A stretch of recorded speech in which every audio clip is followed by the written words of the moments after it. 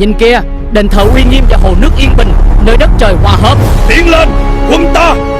vì tự do và danh dự của Đại Việt. Lịch sử dân tộc luôn tôi luyện ý chí con người trong những giai đoạn khắc nghiệt nhất, và đoạn phim này sẽ phân tích một thời kỳ đầy rẫy những biến động và máu lệ, biên niên kỷ tăm tối từ năm 401 đến năm 450 sau công nguyên.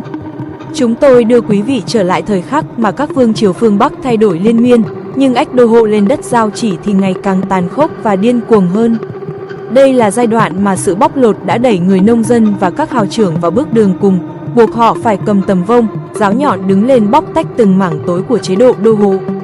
Hãy chuẩn bị tinh thần để lắng nghe tiếng trống đồng vang lên thùng, thùng, thùng, liên hồi từ những bản làng xa xôi nhất, báo hiệu một sự phản kháng mạnh mẽ từ lòng đất mẹ đang rục cháy.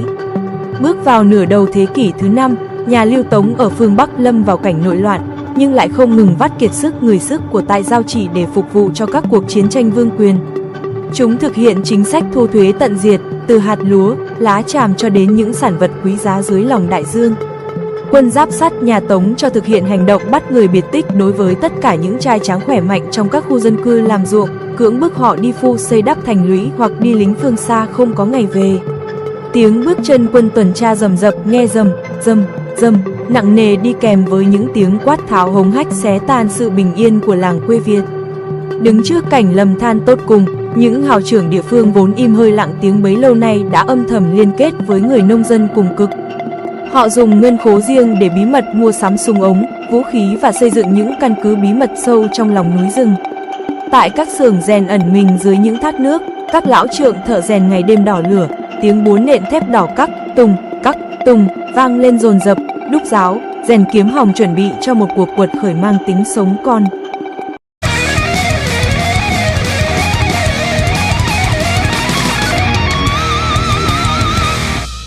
Một cuộc nổi dậy tiêu biểu của người nông dân phối hợp cùng hào trưởng đã nổ ra tại một huyện lỵ trọng yếu vùng ngoại vi Giao Chỉ vào mùa thu năm 420. Khi quan lại nhà Tống đang điên cuồng cưỡng đoạt lúa gạo và ngân khố của dân lành, tiếng thù và sừng trâu đột ngột vang lên hú, liên hồi từ bốn phương tám hướng làm hiệu lệnh tấn công. Những chàng thanh niên thạo võ nghệ vốn đang đóng vai người đi cày, nay đồng loạt tuốt đoản đao sắc lẹm lao ra từ các lùm rậm. Tiếng quát tháo, đòi lại bát cơm, diệt lũ cướp nước, vang dội cả bầu trời, làm nức lòng quân dân. Nghĩa quân đã mưu trí bóc tách từng toán lính giáp sắt đang hoảng loạn, tiếng thép va chạm chát, chúa, choang, choảng, vang vọng cả một vùng biên ải. Một vị hào trưởng uy nghiêm đứng trên mình ngựa, vung gươm quát tháo chỉ huy dõng dạc, ra lệnh cho các đội dân binh dùng hỏa hổ phun lửa vào các trại lính giặc. Lửa cháy phừng, phừng, soi rõ khuôn mặt kinh hoàng của quân đô hộ khi thấy sức mạnh bộc phát từ những đôi bàn tay vốn chỉ biết cầm cày, nay trở nên sắt đá và đầy uy lực. Dù những cuộc nổi dậy giai đoạn 401 đến 450 mang tính tự phát và lẻ tẻ, nhưng chúng đã bộc phát một hào khí dân tộc vô song, khiến quan quân đô hộ nhà Tống luôn sống trong cảnh ăn không ngon, ngủ không yên. Các lão trượng thợ rèn không ngừng cải tiến vũ khí thu được từ giặc, phân tích từng điểm yếu của súng ống phương Bắc để chế tác ra những loại binh khí phù hợp với lối đánh du kích của người Việt. Sau mỗi trận thắng nhỏ, tiếng trống đồng thùng, thùng, thùng lại vang lên trong các hang đá bí mật, không chỉ để mừng công mà còn là để duy trì mạch ngầm khởi nghĩa không bao giờ nguội lạnh. Những hào trưởng địa phương đứng trên mỏm đá cao nhìn về phía Giang Sơn đang bị giày xéo, đôi mắt họ suy nghiệm sâu sắc về một tương lai tự do trường tồn. Họ hiểu rằng, những cuộc nổi dậy này chính là tiền đề, là những gạch nối lịch sử bóc tách rõ nét ý chí tự lực tự cường, chuẩn bị cho những cuộc quật khởi vĩ đại và có tổ chức hơn trong những thập kỷ tiếp theo của đêm Trường Bắc thuộc.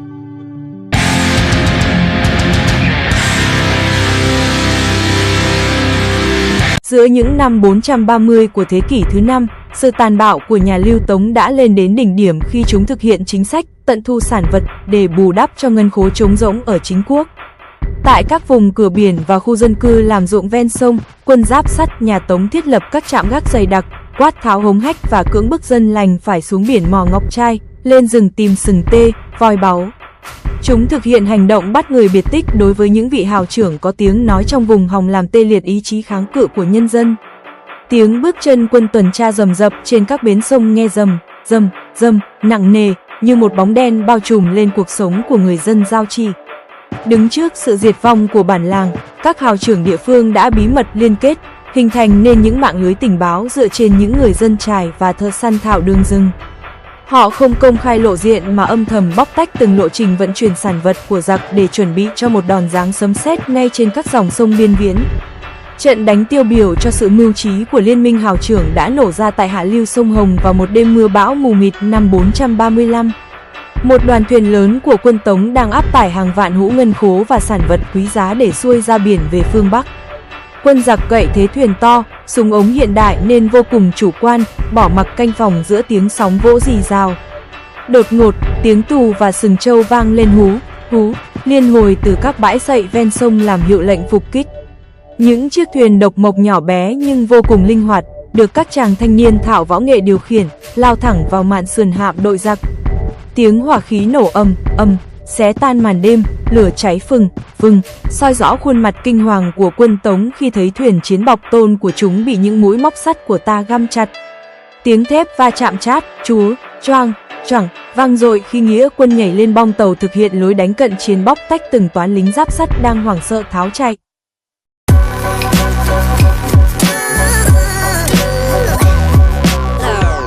Trong lúc hỗn chiến, các hào trưởng chỉ huy đã dũng cảm quát tháo chỉ huy dõng dạc, ra lệnh cho dân binh dùng những bao cát và đá hộc để chặn đứng đường thoát của tàu giặc. Tiếng súng hỏa hổ từ phía nghĩa quân phun ra vút, liên hồi, thiêu rụi các tháp canh gỗ trên tàu địch. Các lão trưởng thợ rèn vốn ẩn mình trong các khoang thuyền bí mật đã nhanh chóng dùng những công cụ chuyên dụng để phá hủy các bánh lái của tàu giặc, khiến hạm đội nhà Tống trở nên mất phương hướng giữa dòng nước xoáy. Tiếng trống đồng từ các hốc đá ven sông lại vang lên thùng, dồn dập, thôi thúc can trường nghĩa sĩ và làm bạt vía toàn bộ tướng tá giặc phương Bắc. Sau một đêm huyết chiến, toàn bộ ngân khố và sản vật bị giặc cướp bóc đã được nghĩa quân thu hồi, chia lại cho dân lành đang lâm vào cảnh lầm than. Thắng lợi này không chỉ là một đòn giáng mạnh vào túi tiền của nhà Lưu Tống mà còn khẳng định sức mạnh của sự đoàn kết hào dân trong biên niên kỷ tăm tối nhất. Thất bại thảm hại tại sông Hồng khiến quan quân nhà Tống điên tiết, chúng tăng cường thêm hàng vạn quân giáp sắt san giao chỉ để thực hiện các cuộc càn quét báo thù. Tuy nhiên, mỗi tấc đất, mỗi góc rừng nay đã trở thành những cái bẫy chết chóc đối với kẻ xâm lược. Các hào trưởng đứng trên các mỏm đá cao nhìn xuống vùng đất vừa được giải phóng, đôi mắt họ suy nghiệm sâu sắc về con đường đấu tranh dài kỳ phía trước. Vẻ mặt họ uy nghiêm, nung nấu quyết tâm không để một hạt lúa, một tấm vải nào rơi vào tay giặc. Tiếng búa nện thép đỏ cắt, tung, từ các xưởng rèn bí mật vẫn vang vọng như một lời thề sắt đá, biểu tượng cho nội lực không bao giờ cạn kiệt của dân tộc. Hào khí giao chỉ giai đoạn 401 đến 450 không chỉ được viết bằng máu mà còn bằng trí tuệ tuyệt vời của cha ông, kiến tạo nên những mạch ngầm khởi nghĩa bền bỉ, chuẩn bị cho một cuộc quật khởi vĩ đại hơn để bóc tách hoàn toàn ách đô hộ của phương Bắc trong tương lai gần.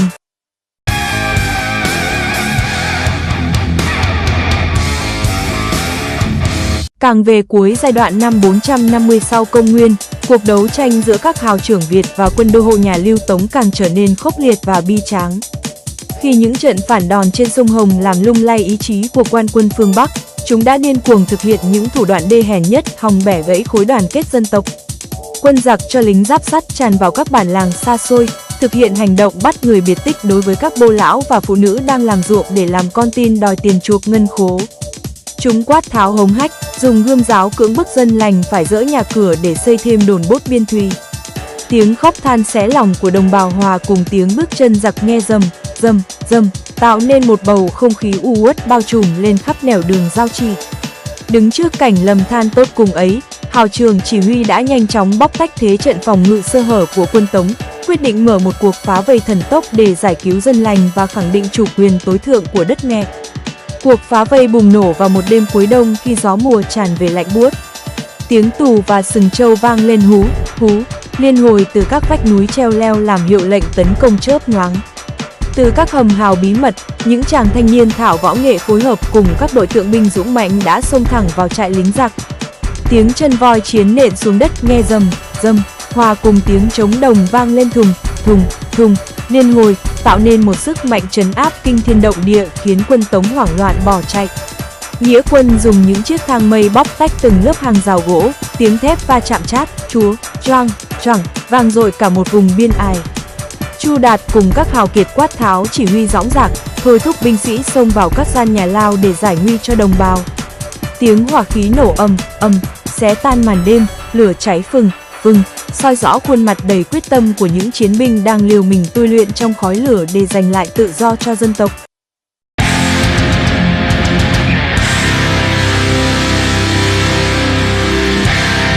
Sau khi giải cứu thành công hàng ngàn dân lành, nghĩa quân đã thu giữ được một lượng lớn súng ống và ngựa chiến mà quân Tống vừa tăng viện từ phương Bắc. Các lão trượng thợ rèn tại những xưởng đúc bí mật lại hối hả đỏ lửa, tiếng bốn nện thép các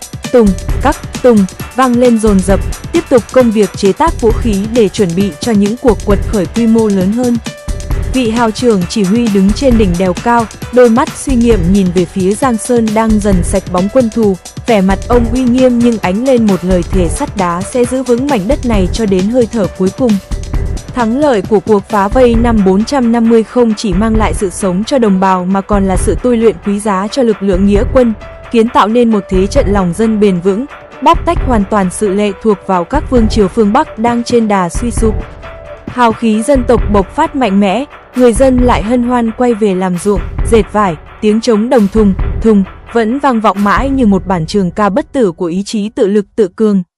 Biên niên kỷ tăm tối 401 đến 450 đã khép lại với những bài học xương máu và niềm tự hào vô hạn về sự dũng cảm của các vị hào trưởng phương Nam.